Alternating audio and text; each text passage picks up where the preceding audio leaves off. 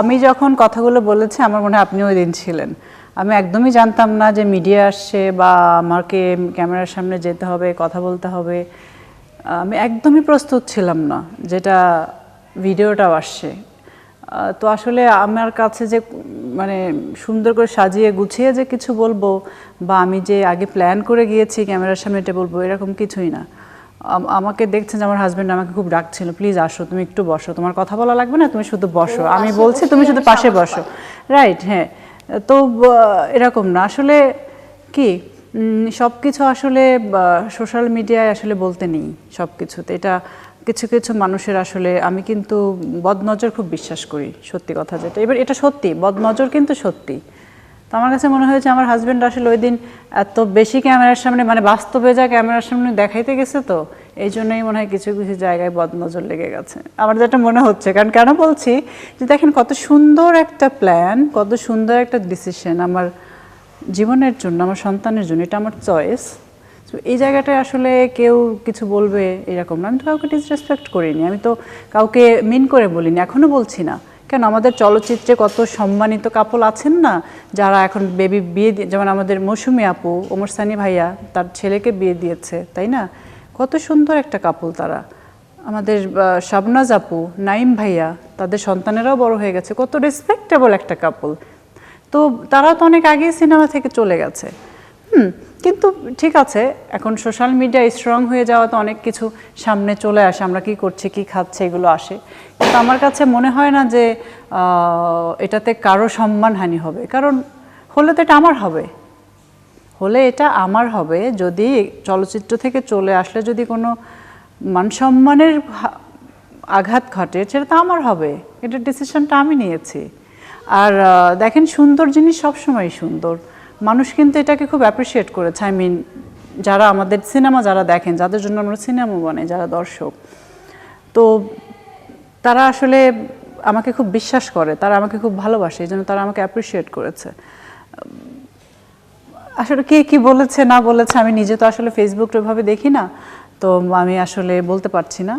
আর যেহেতু দীপা খন্দকার আপুর কথা বললেন, আমি যখন ছোট ছিলাম, গ্রামে থাকতাম, আমি খুব ওনার নাটক দেখতাম, বিটিভিতে দেখতাম।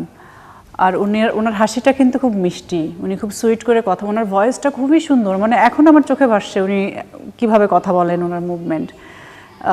তো উনি যেটা বলেছে যে তোমার সন্তানরা তোমাকে নিয়ে গর্ব করার কথা, উল্টোটা না ভেবে। আসলে আপু, আমি তো আসলে গর্ববোধ করবে বা কী ভাববে ওইটা মাথায় রেখে বলিনি। আমার কাছে ইনস্ট্যান্ট যেটা মনে হয়েছে, আমি যেটা করতে চাচ্ছি আমার জীবনকে নিয়ে, আমি একটু সেটাই বলে দিয়েছি। আমি কিন্তু চলচ্চিত্রে যেমন অভিনয় করি, এর বাইরে কিন্তু আমি বিজনেসও করি আমার হাজব্যান্ডের সাথে। তো আমার মানে কাজ করা কিন্তু থেমে থাকবে না, আমি বিজনেস করব, অফিসে যাব, অফিস করব, শুধুমাত্র চলচ্চিত্র থেকে আমি বের হয়ে আসবো সেটা তো এখনও না। আমার হাতে তো আরও 3-4টা সিনেমা আছে, সেটা শেষ করে আসবো। এখনই তো আমি বলছি না যে ঠিক আছে ফাইন গেলাম। আর আমার জন্য কেন এই জিনিসটা, অন্য আর্টিস্টদের কাছে হয়তো এটা খুব কঠিন একটা বিষয়, কারণ তাদের অনেক কমিটমেন্টের জায়গাটা অনেক বড় থাকে আমার কাছে মনে হয়। বাট আমার কাছে তো কমিটমেন্টের জায়গাটা আপু অনেক ছোট, কারণ ম্যাক্সিমাম সিনেমায় নিজেরা ইনভেস্ট করি। আর এটা কিন্তু আমার প্রফেশন না, এটা দেশের সবাই জানে, দেশবাসী, যে এটা আমার প্রফেশন না। তো আমার যে কোনো সময় ইচ্ছা হতেই পারে আমি এখান থেকে চলে আসি। আর বিজনেসটাকেও আমি, এটা তো আমার সারা জীবন করতে হবে, এটা আমার বাচ্চাদের ভবিষ্যৎ, আমার হাজব্যান্ডের বিজনেস যেটা আমি দেখছি তার সাথে থাকছি। তো আমি এটা অনন্তকে বলেছি যে আমি আর 1 বছর পর থেকে আসলে অফিসটাও কিন্তু, আমি যে সপ্তাহে আমি 5 দিন অফিস করি, শুক্র শনি যাই না, তো আমি কিন্তু 5 দিন যেতে পারবো না, আমি 1 দিন বা 2 দিন যাব। কারণ আমি চাই যে আমি বাচ্চাদের সাথে আরও সময় থাকি, আরও করি। এটা শুধু সিনেমা বাদ দেওয়া বা শুটিং করব না, এটাই কিন্তু না। আর আমি কখনোই আমার সংসার, আমার বাচ্চা বা আমার পার্সোনাল লাইফ, এগুলোকে আমি কখনোই মিডিয়ার সামনে আমি আনতে চাই না, কখনোই আনি নাই, আমার এগুলো ভালোও লাগে না। আর কারণ আমি খুবই ঘরোয়া একটা মেয়ে। বর্ষার প্রোডাকশনে আসবে কিনা কখনো? আমরা যারা না না, আই মিন কোনো ইনভেস্টমেন্ট না, এইরকম কোনো ইচ্ছা নেই। তবে আমি যেটা বলতে চাচ্ছিলাম যে আমি আসলে আপু খুব হয়তো আমার মধ্যে এত কোনো গুণ নেই, আমি এত গুণী নই, বাট আমি খুব গোছালো। আমি সংসারের প্রতি আমার খুব মায়া, সংসারটাকে সাজাতে, ঘর সাজাতে আমার খুব ভালো লাগে।